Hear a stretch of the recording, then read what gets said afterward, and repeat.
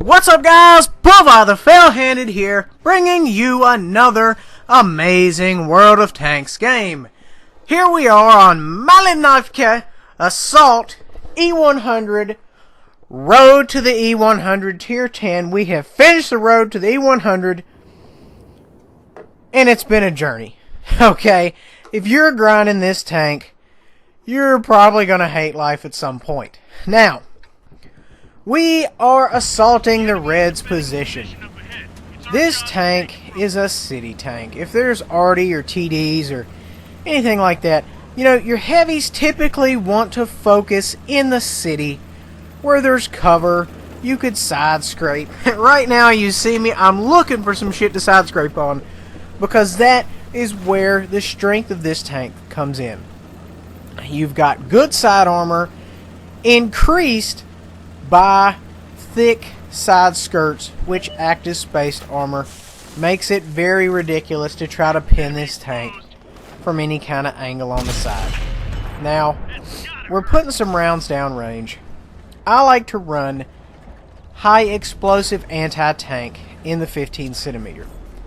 Now, I have done a lot of work in this tank, 4,000 some odd games, while running just AP. You can make AP happen with this tank. You have to be very careful where you aim at, that sort of thing, because the penetration for this tank is 235, which matches the Tier 8 Luva.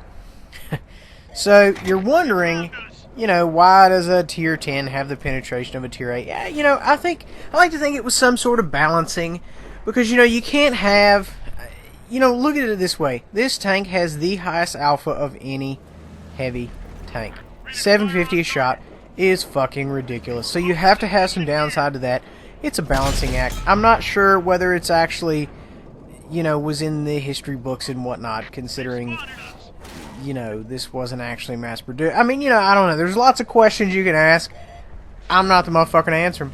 I'm just not. I mean, you know, I don't know why, you know, they set the pin at what it is. Nonetheless, you could do fucking work in this tank. Like other heavies, TDs, it's very situational.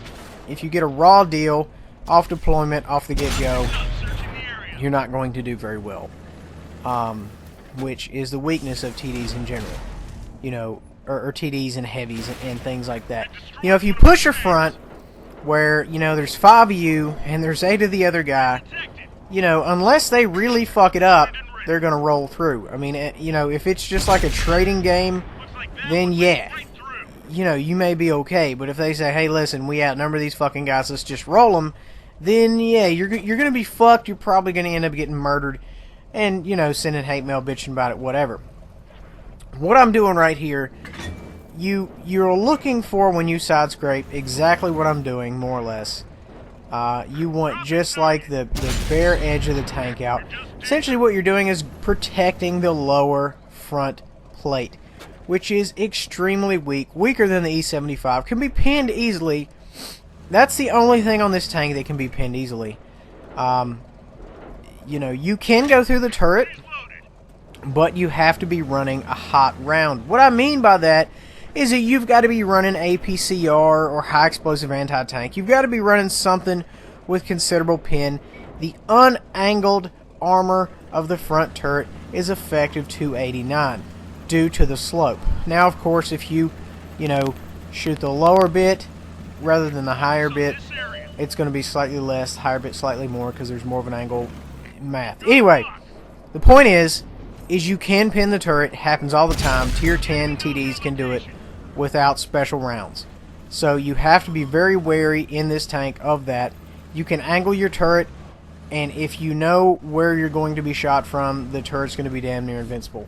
The only issue is when you have to, you know, turn the turret towards the enemy to fire at them, that's when it becomes a liability.